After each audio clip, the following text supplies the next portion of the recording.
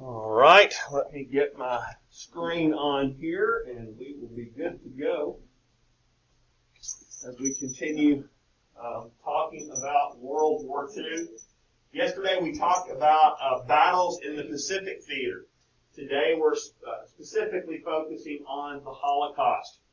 In Mein Kampf, if you guys remember when we talked about Hitler's autobiography called My Struggle, he had talked about how losing World War I was not the fault of the German people. He believed that it was the fault of the Jews, and that all of Germany's problems could be traced back to Jews, and that if the German people would just listen to him, he would bring Germany back from the brink of destruction and humiliation, and would make Germany into a Third Reich, or a third German Empire.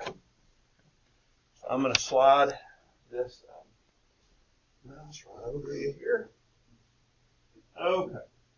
So here we go. Everybody should have their notes open. We should be ready to go. All right. So the Holocaust occurred in Europe, and in terms of the number of people killed, we're not really going to start getting into the death camps until 40, 41, right around in there. But the 12 years of the Third Reich, we see a pattern of destruction regarding the Nazis' plans ultimately for the Jewish people. The Holocaust is a word of Greek origin, which means sacrifice by fire. Okay? It means a systematic state-sponsored persecution and murder of 11 million people by the Nazis and its collaborators. And when I mean systematic, that means planned. State-sponsored, systematic state-sponsored. State-sponsored means planned and ordered by the government. Persecution means to treat cruelly. And collaborator means working with somebody to achieve something. So the Holocaust refers to the systematic state-sponsored or government-sponsored murder of 11 million people by the Nazis and its collaborators. Okay? The Holocaust began when Adolf Hitler and his Nazi party came to power in Germany in January of 1933.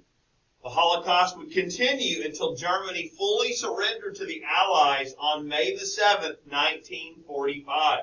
So it lasted that long. And of course, like I said, Hitler became Chancellor of Germany in 1933, died in late April of 1945. So his basically entire plan for Germany, in some way, shape, or form, involved anti-Semitism. Does anybody know what the word anti-Semitism means? Anti-Jewish. Semitic means Jewish. Anti-Semitic means anti-Jewish. Okay? One of the ways to really get close to Hitler was to feed his anti-Semitism. He loved hearing bad things about Jews. And so one of the ways to get close to him was to feed that, was to continue to throw gasoline on that fire.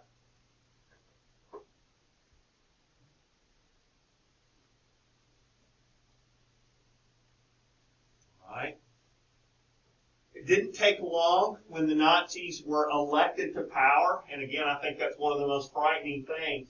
When the Nazis were elected to power, it didn't take long for Jews to figure out what their place in Hitler's Third Reich was ultimately going to be.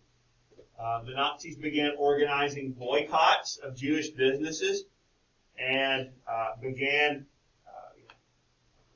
lots of anti-Semitic propaganda, including posters and movies. The Nuremberg laws of 1935, which we're about to talk about. So it didn't take long for the Jews to figure out they were not welcome in Hitler's Third Reich or Third Empire. Okay.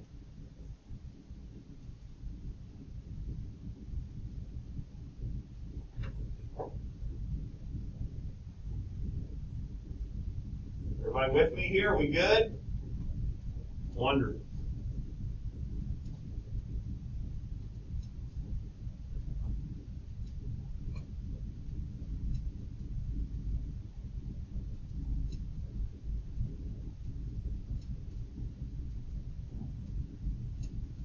Those persecuted by Hitler and his Nazi party were his targets.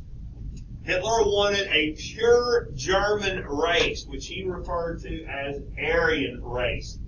The Aryans go all the way back to the peoples of the Indus River Valley, which were one of the four river valley civilizations where it's believed that civilization began. Tigris, Euphrates River, Yellow River, the Tigris, Euphrates River in Iraq, Yellow River in China, Indus River in India, okay, where civilization began. So going way back to this race of pure people that Hitler so very much believed in. He wanted to rid Germany and then Europe of any threats to his superior race, meaning impure bloodlines had to be sort of rooted out, was what he believed. Anybody who did not fit Hitler's definition of what was a perfect human being was in danger of being persecuted and weeded out. Jews, Slavs, Jehovah's Witnesses, Hitler's political opponents, the mentally and physically disabled, even members of Hitler's own Nazi party and others who were seen as unfit, just too unconventional for their own good. One of the things people don't realize is that Hitler actually despised gypsies worse than he did Jews. He thought they were truly in the bottom of what he considered to be his racial trash can. So anybody, so Jews, Slavs, gypsies, political opponents, communists, socialists, anybody like that was subjected to being mercilessly persecuted.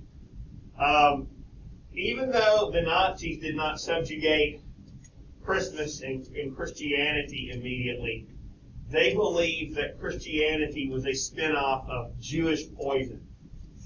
They believed that Christianity was rooted, with its roots in Judaism, would ultimately have to go as well.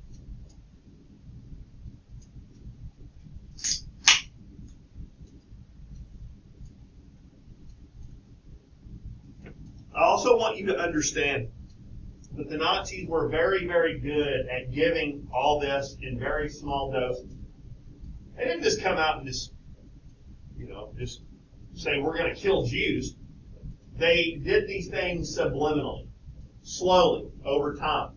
So, you're indoctrinated, and over time you sort of begin to begin to believe these things and begin to think these things that they're telling you. The Jews were the primary targets of Nazi racism, with 6 million ultimately killed. In 1933, over 9 million Jews were living in Europe. By 1945, there were only about 3 million left after Hitler got done with them. And we're going to talk about why here very shortly.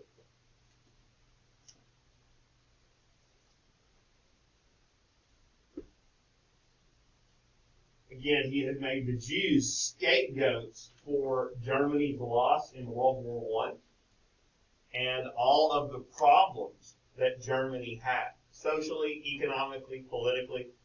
Hitler told the German people it was their fault, and the German people believed him. Yes, Gabe? Why did he target the Jews specifically? What made him... Well, historically, look at all the civilizations that have persecuted Jews. The Egyptians, the Romans. In Europe during the Middle Ages, people thought that the Black Death was caused by Jews poisoning wells. People actually thought that. So anti-Semitism did not begin with Adolf Hitler. Anti-Semitism had been around for a really, really, really long time. Hitler was just able to exploit it. Okay, he was just somebody who took it to a science, the next level. Okay. Yeah, Shelby. Yes. There are some children that were in there. I dare say that there would be very few adults, people that were 18 or over, that would still be alive. There could be that definitely children, people that had been in the camps, would definitely still very much be alive. Absolutely. Absolutely. And we're going to talk about those as well.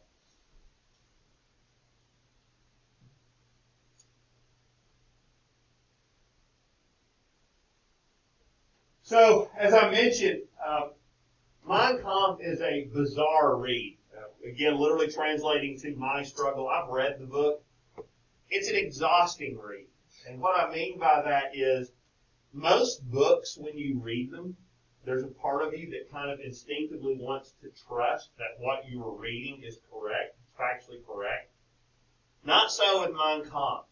It wears you out wondering if this is how an event actually happened or if this is the way something really happened. One minute Hitler will be talking about how his mother made incredible apple pies, and the next he'll be talking about the stinking Jews of Vienna that he had to associate with. It's a bizarre, bizarre reading. But everybody in Germany who got married received a copy of that book as a wedding gift from their Fuhrer. So I mentioned it was written in 1923 while he was in prison for leading a failed coup. But it would ultimately become, outside of the Bible, the most read book in all of Western Europe. In it, he predicted a war in Europe that would end with the extermination of the Jewish race in Europe. It's all right there. All of his plans are right there. Hitler viewed the Jews as a race and not a religious affiliation. So, there are some people who will convert to the Jewish faith and practice Judaism. But Hitler believed that it was a race of people that could be identified. And the Nazis had all these measurements and all these different things that they would use to claim they could be able to tell who a Jew was, and different, dimensions of your face and proportions of your face. You would be able to tell who somebody Jewish was, which is, of course, ridiculous. So I mentioned the word anti-Semitism, which literally means hostility or prejudice toward Jews.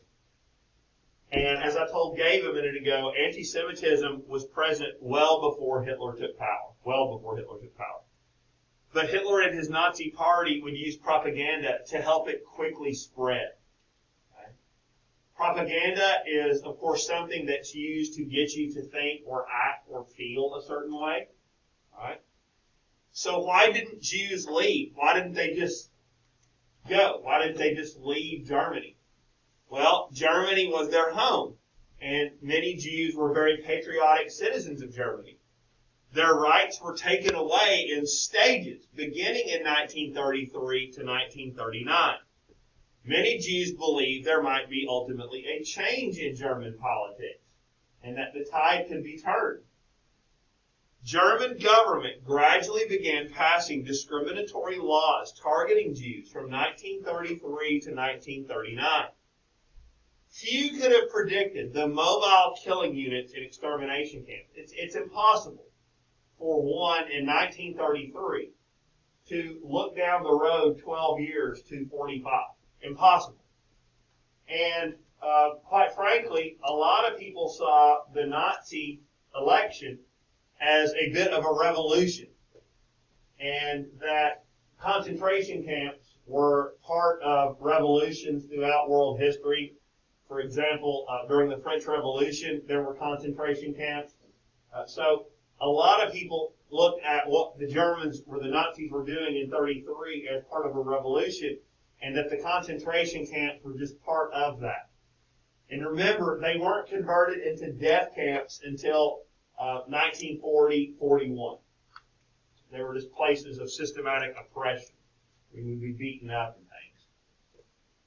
Is everybody still with me?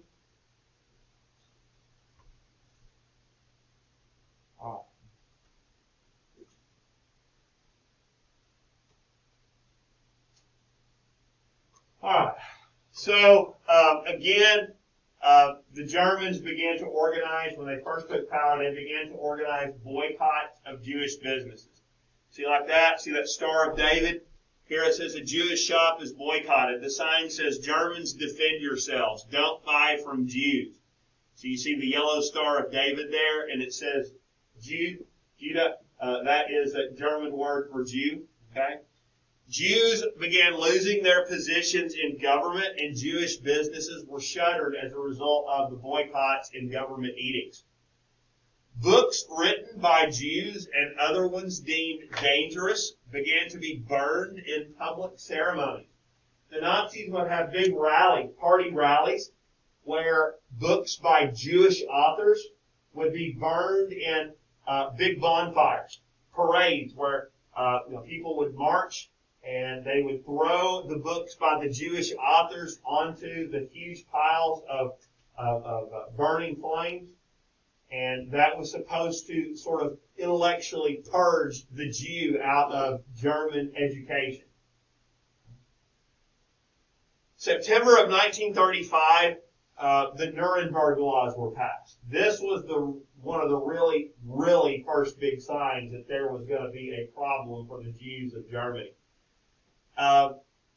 September 1935, the Nuremberg laws are passed after the city in Germany, Nuremberg. The Nuremberg laws encouraged more discrimination against Jews and stated that only Aryans could be full German citizens, meaning if you are a Jew or have Jewish blood in you, you cannot be a German citizen. Okay? It also forbade non-Germans from marrying Germans. So a Jew and a German could not marry. Okay? German businesses began refusing services to Jews, including hospitals. Jewish children were no longer even allowed to attend school. It became illegal, as I said, for an Aryan or pure German to marry a Jew. The Germans viewed Jews as a race and not a religious group, as I mentioned. If you had 3 or 4 Jewish grandparents, that made you a Jew. Okay? Even if the person was Catholic, you could still be considered a Jew. 1 or 2 Jewish grandparents made you a half-breed, meaning you were tainted. You had Jewish blood in you. You were tainted.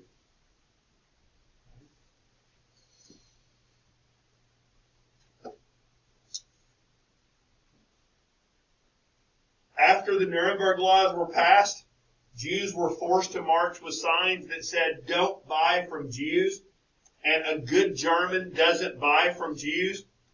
The men in uniform that are marching around them are the Nazis that are forcing them to do this. Right? So this is what I'm talking about when I'm talking about this state-sponsored persecution of the Jewish people. State-organized boycotts of Jewish businesses. They have found their scapegoats. This is a very sick way to express German nationalism and pride by targeting people they believe were the reason for all of Germany's problems. Okay. The Nuremberg laws also forced Jewish people to wear a yellow Star of David prominently on their clothing. You had to have that yellow star somewhere very prominently on your clothes when you went outdoors. If you didn't, it was punishable by severe means. Jail sentences, beatings. It was really bad. Okay. You also, if you were a Jew, you were not supposed to look Germans in the eye. And in fact, if you were on a sidewalk, you were supposed to step off the sidewalk so the German could pass.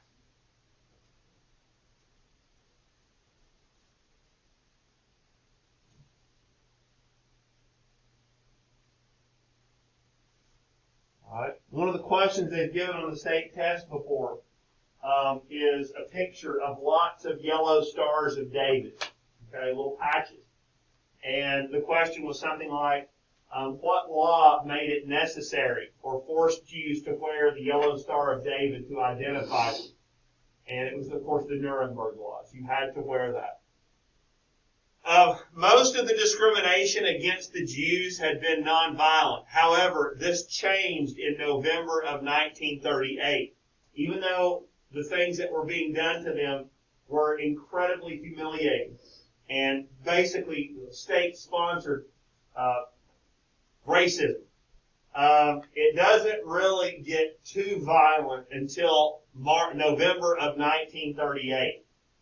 The Kristallnacht is a German word which means the night of broken glass. There was a German diplomat who was killed, who was gunned down by a young Jewish boy who believed his family had been maligned by this man. And as a result, to get even for the assassination of that German diplomat, Hitler gave the okay for Germany's stormtroopers to begin attacking the Jews of Germany. And this became known as the Night of Broken Glass, from the night of November 9th into the morning of the 10th, where you had widespread violence against the Jews of Germany. Jewish synagogues, businesses, homes, hospitals, and schools were vandalized, if not completely destroyed. Here we have a Jewish synagogue, which is a Jewish church, burning. The water is being sprayed on Aryan-owned homes so they don't burn too. So they're not trying to put the fire out. They're trying to water down the German businesses so they don't catch on fire. Okay? So they're just letting the synagogue burn. Jewish shops that weren't burned were completely broken, that had windows there. See that? The German businesses were looted. People drugged Jews out of their homes and beat them. Some of them were forced to sort of cut the grass with their teeth. They were like they were animals, like told to eat the grass. Okay? The Nazis ordered German policemen and firefighters to do nothing as Jews were beaten and buildings burned.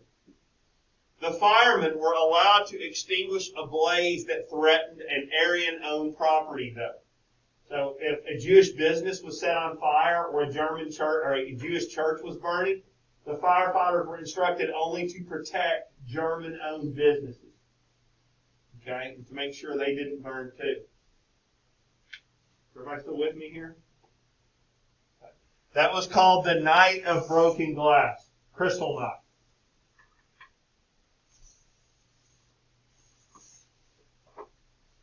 Here we have Jews forced to march with the yellow Star of David. See that? To identify them as Jews. And here we have a roll call of Jews after Kristallnacht. The roundup is beginning here.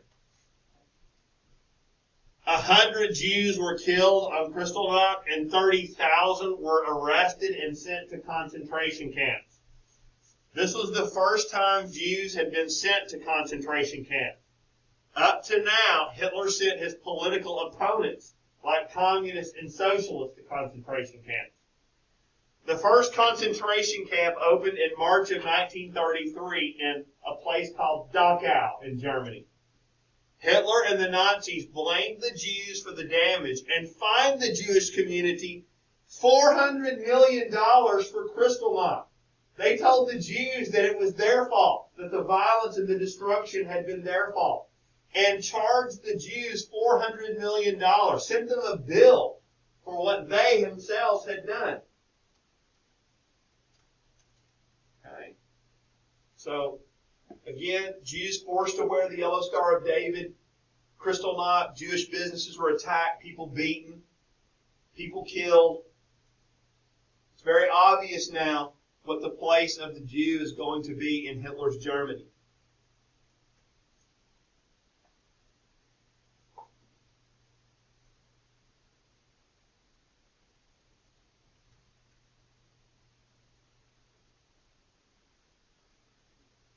Everybody still with me?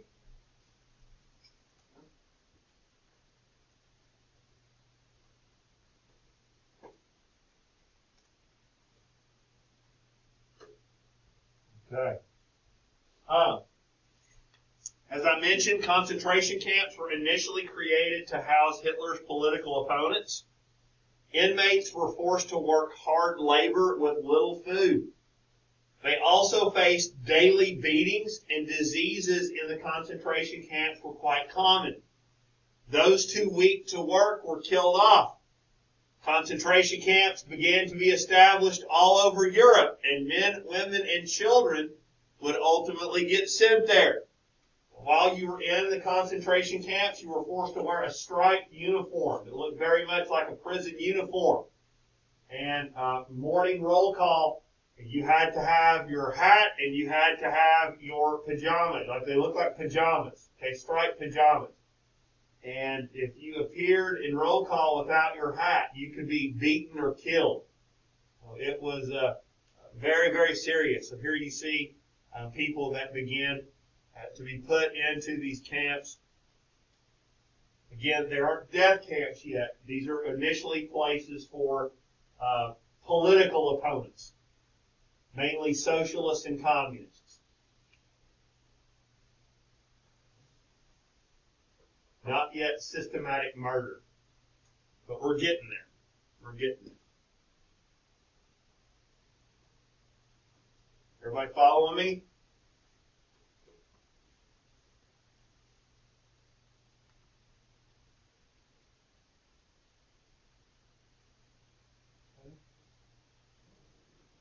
September 1939. Remember, September 1st, 1939, the Nazis invade Poland, which is what began World War II. When the Nazis invaded Poland, they began rounding up the Polish Jews. And they were forced from their homes and placed into ghettos. Okay? There, the ghettos were surrounded by high walls or barbed wire. In this case, ultimately, the Warsaw Ghetto in Poland. Jews were literally walled up inside the city, in a section of the city that was like a holding place inside the city for Jews. And so they certainly weren't allowed to leave. They were concentrated there.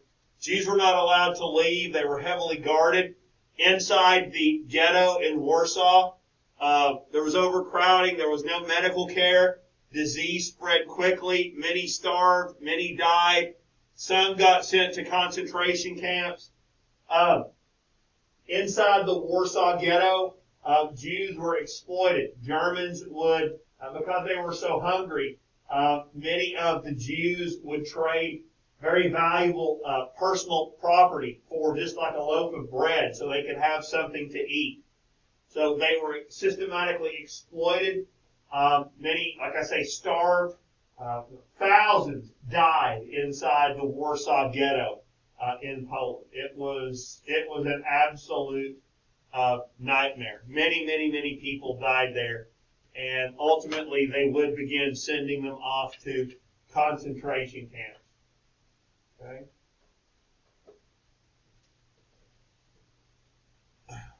One of the things that the Nazis also did that they thought was just, to them, very funny, was they had what were called the Jewish police, where they would actually have a Jewish police force that would help supervise the Jews inside the walls of Warsaw.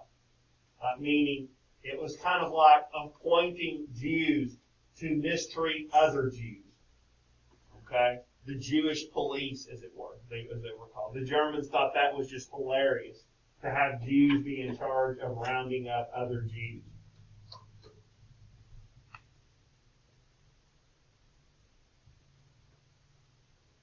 Now, there are, of course, many personal accounts of the Holocaust and of the Warsaw Ghetto, of people that were there that could say, I saw that, I was right there, this happened, I saw it with my own eyes.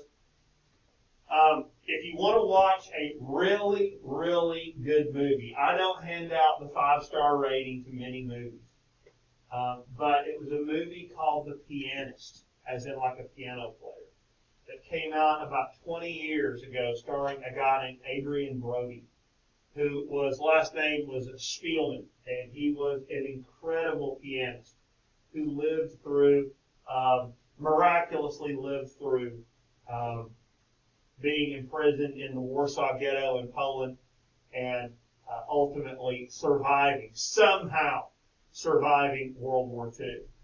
But I give that movie 5 stars. It's absolutely incredible. If you're interested in this subject, I highly recommend it. Okay.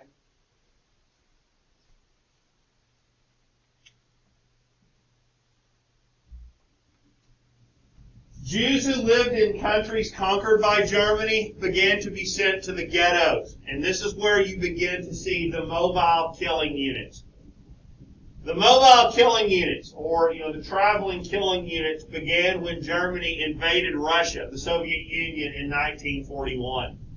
They began to be set up across Eastern Europe, where you began to see the mass murder of Jews, Slavs, Gypsies, prisoners of war, political opponents, and others. Usually mass firing squad or gas vans. The first type of gas that was used by the Nazis to kill off political opponents and Jews, what they would do is they would have these big vans, and they would take piping from the exhaust of the car and pipe it into the interior of the van cabin. It's called carbon monoxide poisoning. Okay? And so the people that were inside the van couldn't get out, and the carbon monoxide killed them. You sometimes will hear stories about people that came home drunk or something, and they've had a lot to drink, and they'll pull into their garage and shut the garage door, but fall asleep in the car and leave the car on, and they die. That's called carbon monoxide poisoning. Well, that's what the Germans first started to use to kill off Jews. Okay. So mass firing squads, gas vans, over 1 million were initially killed. Einsatzgruppen were the name for the death squads. Okay, these mobile death squads. That was the first thing that the Germans began to do. Well, there was a question. It's like, what do we do with it?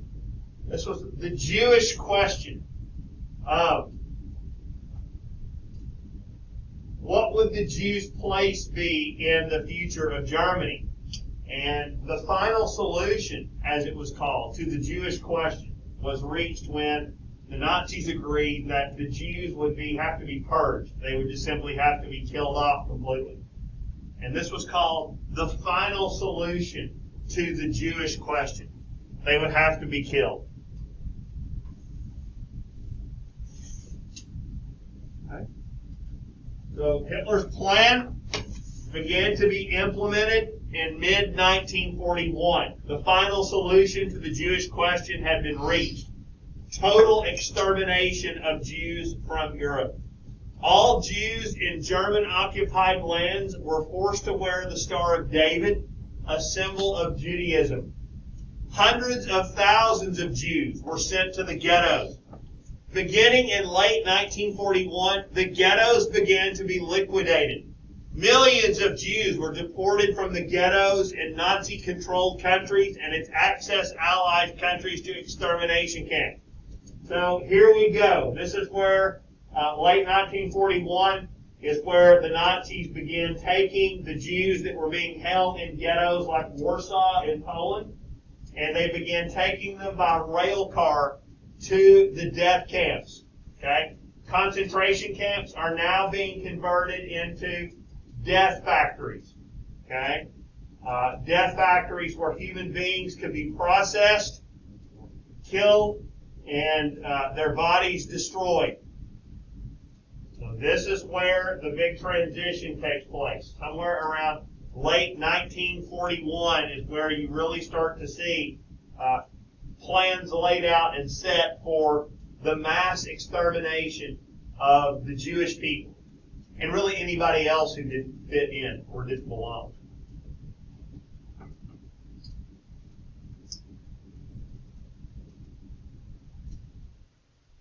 While you're getting that, anybody who was born in Germany with any kind of a birth defect, anybody who had special needs was killed. They couldn't have German blood being tainted by people with special needs. You would be sent to what were these little children's farms, and the children were given lethal injections. anybody who had a life the Nazis believed was, quote, unworthy of living, unquote. So in addition to their political opponents, if you had special needs, you were to be killed.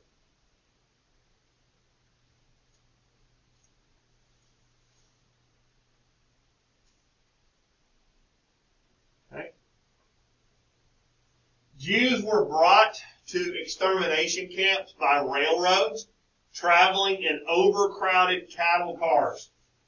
Extermination camps had killing facilities, mainly gas chambers that could kill thousands of people at one time. The deadly gas Zyklon B is what was used to kill them off. It was a very powerful insecticide. And when these capsules were exposed to oxygen, they reacted and released a gas, a very slow-releasing gas. Okay? Auschwitz was of all the death camps, and there were many, very many. Treblinka, Belsen, there were a lot of them, but Auschwitz was the most infamous because that was where the most were killed in one city. It was the largest extermination camp. Over 2 million people were put to death here. As many as 12,000 Jews a day were murdered during the summer of 1944 alone. The first people that got sent to Auschwitz were the sick, the old, the weak, and the very young, because the Nazis viewed them as the least useful. So if you were a little old person, or you were a baby, or you had some kind of physical ailment that prevented you from being able to work, you were going to the gas chamber first. You were useless. So whenever you got off the railroad cars, whenever the selection at Auschwitz, Jews were either sent to work or to the gas chamber. There would be people as you got off the boxcars that would look you up and down. And they would say, oh, you're a good, strong individual. I dare say that looking around in here, you guys would probably have been okay for a while because they'd say, oh, good, strong young people that we could use to work.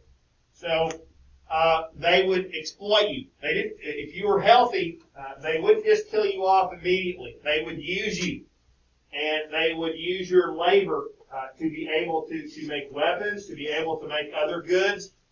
So they were going to work you. But if you came in with a deformity or really old or a woman with a baby, you're going this way. You're going to the left. They point you in a different direction. And when you got to that destination, they took all your belongings, anything that you did manage to bring with you, and they were told, okay, put your suitcase here, put your eyeglasses here, put your watches here, and that type of thing, piles of various goods. And you were told, you've had a long journey, you're going to take a shower. Okay, so everybody needs to strip. Yeah, Shelby?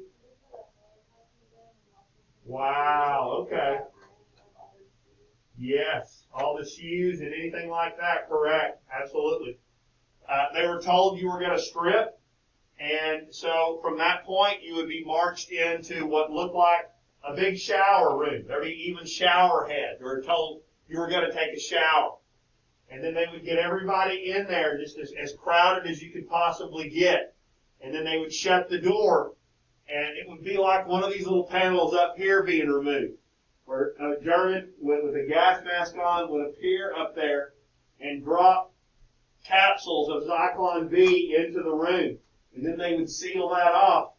And the people that were outside listening to it would hear screams, they would hear crying, they would hear all the sounds of people who were dying and clawing one another to death in some cases. Some are trying to make their way out of, from even trying to dig out of in some cases, the gas chamber.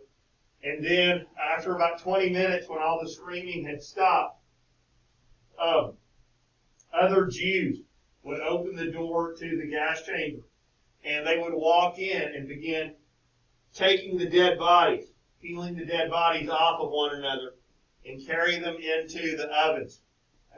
where the ovens, crematorium, and they would take the body and throw them into the crematorium and cremate them.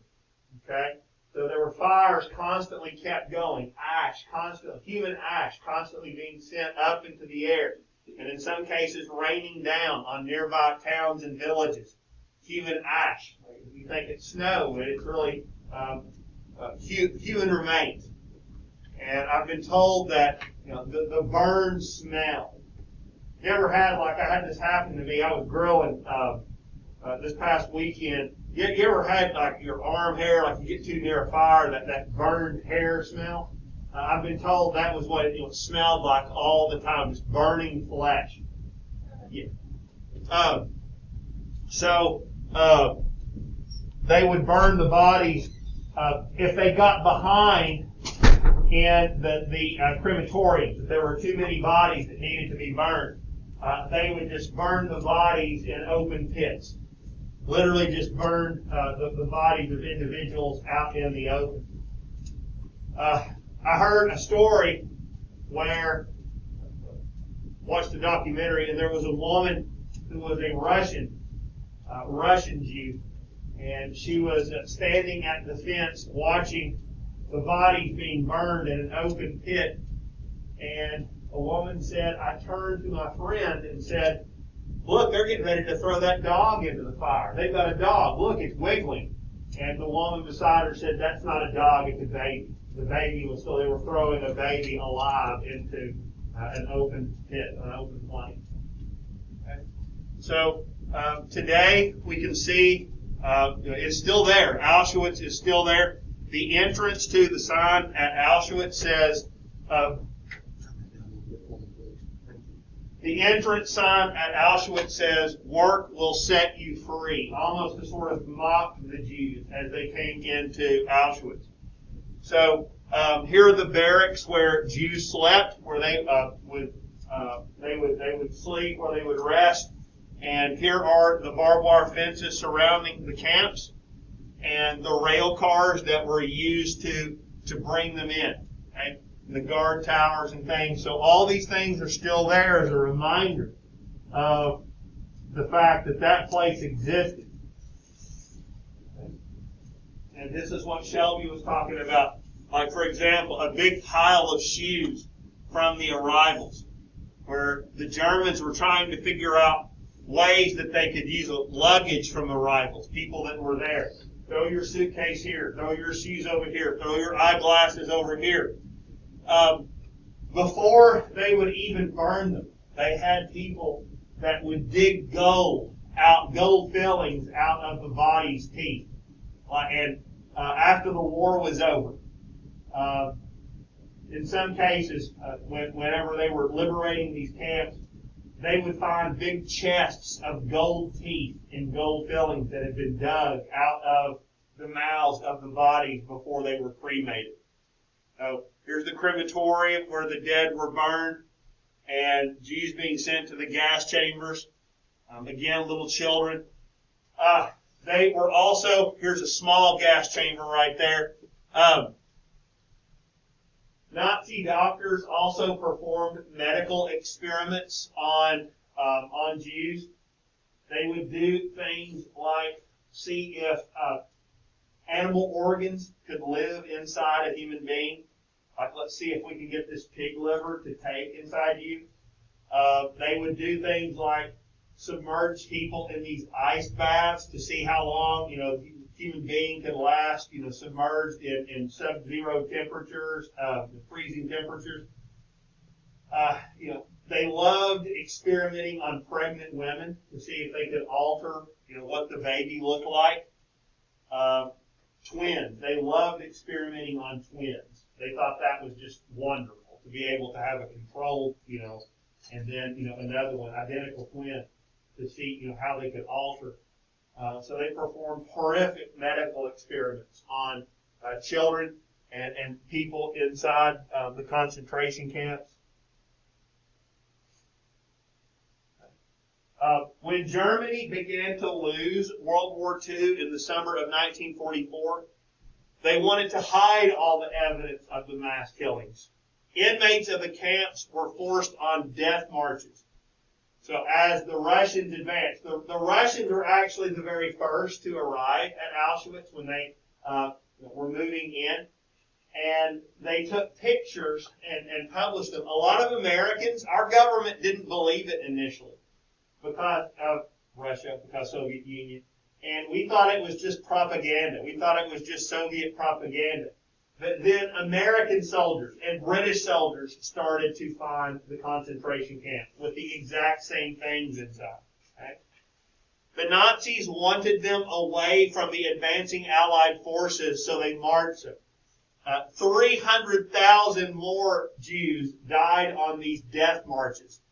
Many began collapsing from exhaustion and were shot. Others began dying from starvation and exposure to winter temperatures. The death marches would continue up until the very last moment on May the 1st, 1945. A lot of the high-ranking German officers that were at these camps got out and left and put younger people in charge. And so when the Allies did arrive at these camps, those young people would be the ones to catch the brunt of the revenge that people in the camps wanted to get on them. Okay? These camps would be evacuated by the Nazis, and these death marches as they were marched back into the interior of the Reich. The Nazis tried to destroy as much of the camps as they possibly could as the Allies advanced, but many of the gas chambers were left standing. Any survivors of the camps were ultimately freed by Allied forces after the war was over. The problem was that so many of these people were so far gone, were just living skeletons, as you can see over here, that their bodies had grown so weak that when they did have access to food, whenever they were liberated, many of them died after the liberation because they started trying to eat. They didn't take their time and sort of ease their way back into it, and they died from that. Like their bodies just gave out after they were liberated. People that just tried to eat, too much after they were liberated, and their bodies just sort of shut down on them. So they were just so weak and just so pitiful here as they were liberated by Allied forces. So again, all these different personal accounts, all these people who saw unspeakable things, unspeakable evil. Their voices have been heard, their voices have been recorded. After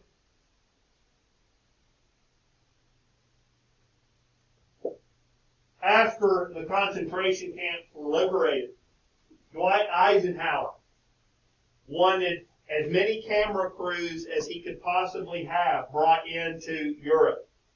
And he wanted it all filmed and all documented because future President Eisenhower said, I want all this recorded because I know one day there will be somebody who says this never happened. I know it. So he wanted as much of that documented as humanly possible. And, even today, you do have those crazy people out there who believe that none of this ever happened, that it was just propaganda in the war. And that is truly frightening because of the overwhelming amount of evidence that the Holocaust did indeed happen. And the bodies and the ovens and the raw footage of the horror of what the Nazis did to the Jews of Western Europe. Even though there was widespread anti-Semitism in Europe, there were those who risked their lives to help the Jews. And there were some Germans, folks. Not all Germans are evil people.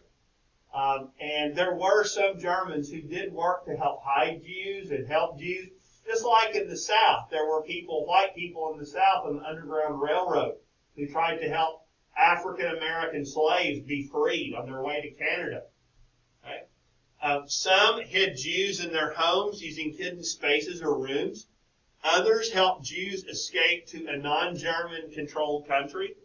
Individuals who helped Jews faced execution or deportation to a camp, so they were very brave for doing that. Only a small percentage of Jews were saved by rescuers. Most were too scared to help the Jews. Bystanders were those who were too afraid to act against the Third Reich, even if they didn't agree with their actions. Some individuals physically fought back against the Nazi regime. They were part of what was called the resistance and were called partisans. They hid in the forests, sabotaged railroads, and aided those who escaped and fired on Nazi troops. Many Jews were among the partisans. There was a very heroic uprising, very famous, and this is also in The Pianist, in the Warsaw Ghetto, where some Jews held off the Nazis for days with guns and Molotov cocktails and did try to fight back very heroically. But if you were caught helping Jews, like these brave people here did, if you were caught helping Jews, it was a severe punishment, maybe even death.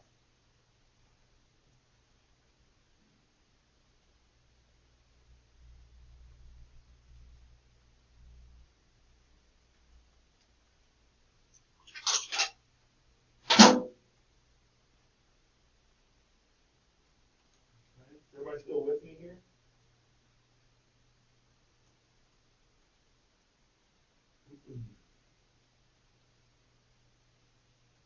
There's another movie I wanted to tell you about while you're getting that. For those of you who are interested in these things.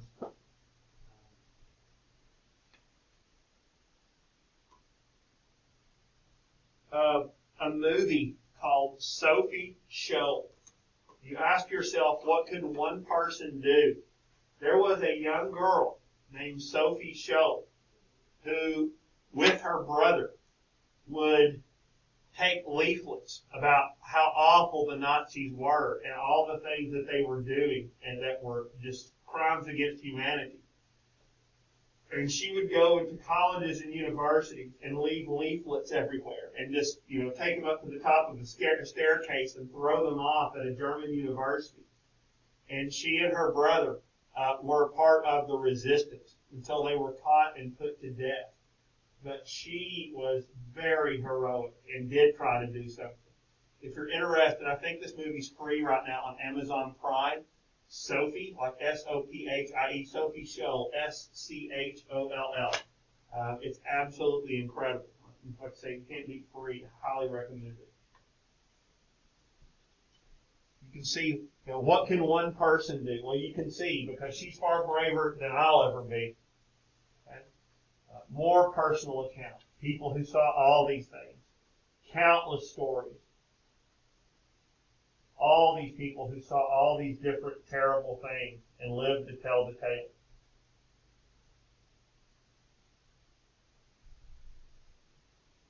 Many who survived were unable to go home. Their homes had been taken over by non-Jews. Many of their families were dead. Many Jews were just simply left alone in the world. Anti-Semitism was still very much lingering even though the war was over. Displaced persons camps, sort of refugee camps, were set up to take care of these individuals, which would house a large number of Jewish refugees. They waited to be allowed entry into countries like the United States, South Africa, Palestine, and others.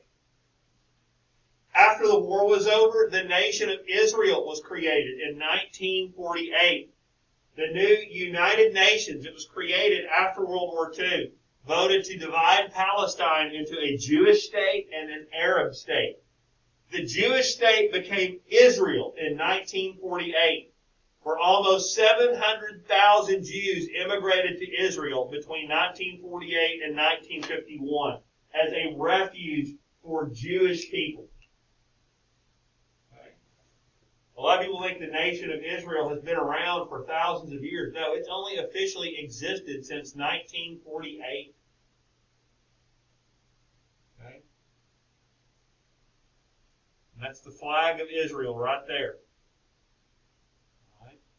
So that's where Jewish people went after World War II. The nation of Israel was created as a refuge for Jews after the war was over.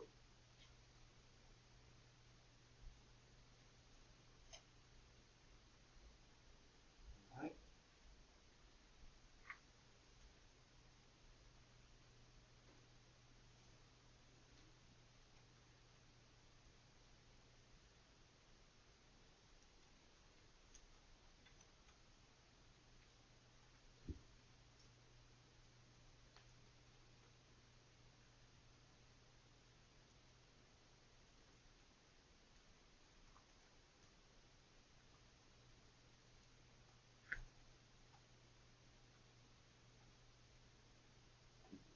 Everybody with me here? Are we good? Wonderful.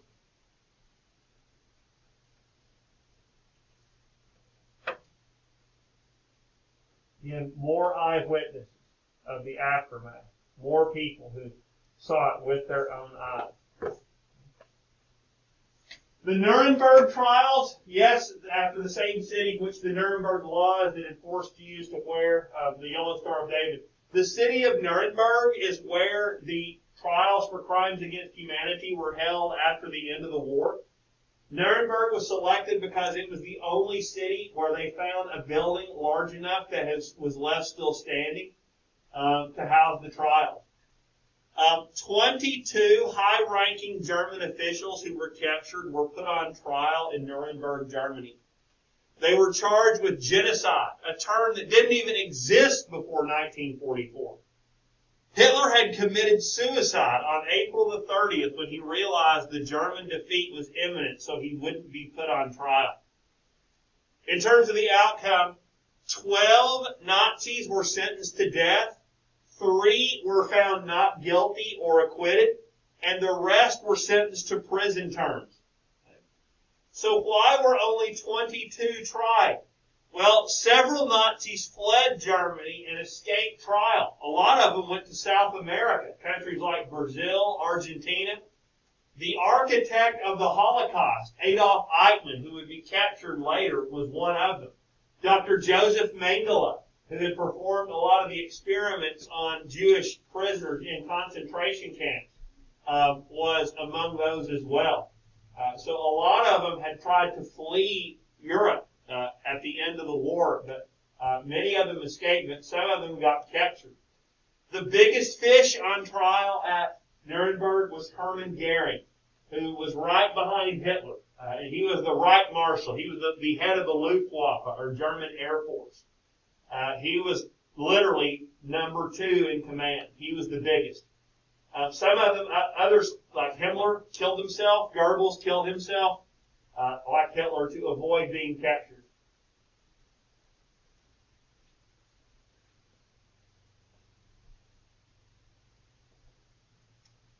Okay. In 1953, the German government began making payments to the Jewish people. This was to acknowledge the German people's responsibility for the crimes against humanity. Since the 1970s, Holocaust remembrance has become important in many countries throughout the world, in which you have commemorative events, books and magazine articles, education classes, and movies and TV specials. Every major U.S. city has at least one Holocaust museum or memorial.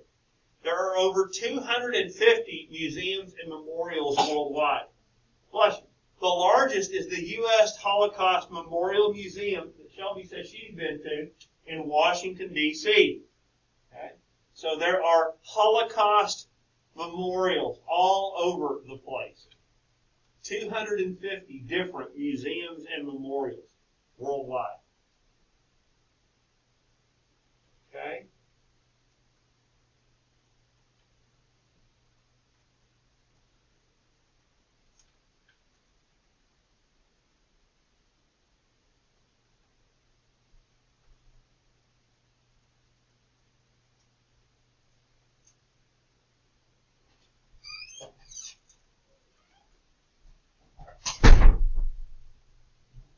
Everybody got that?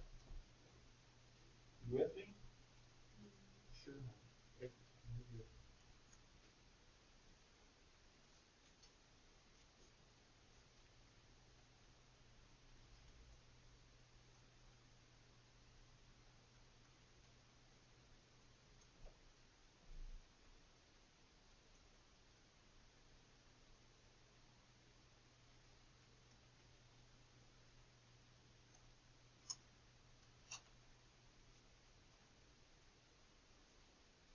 are some people, I don't know how many of them are left, that, like I said, I'm sure there are a few that are old enough to remember a whole lot. I know there are some, but one of the things that a lot of times, I know that the one gal who used to come to speak at where my mother taught at Robertsville Junior High in Oak Ridge, they would always show you, they would always pull down their arm and show you the tattoo, the number you were given. You didn't have a name, you had a number when you were in the concentration camp. And so that was, they could identify you. So she would always show people the tattoo that she had on her arm. I was right there and I saw that.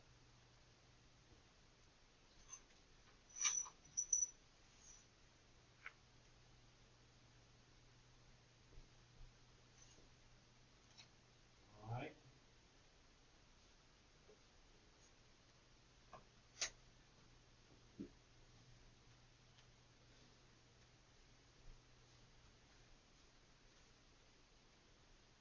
Okay, folks. Did you need that one? I'm sorry. Okay, once you have completed those notes, if you'll go ahead and submit those to me, please. I'll try to get those on the grade book as soon as possible. Like I said, you've got 6 days to shore your grade up if there's anything at all that you need to turn in. This is it, and we're running out of time here. So please remember to go ahead and start bringing your books in. If you have it here, if you've got it in a locker or something, feel free during the day just to run it by my room, and I'll take that and make sure that you hand it to me so I can take your name off of my list. Okay? So you can start bringing those back. Again, you have your review for the final, and that's going to be on Thursday. So you've got tonight, which is Tuesday, tomorrow night, which is Wednesday, and then your test on Thursday during second block. So please go over that review a little bit at a time, and have that done, because, like I said, this exam is going to be 15% of your final grade. Okay?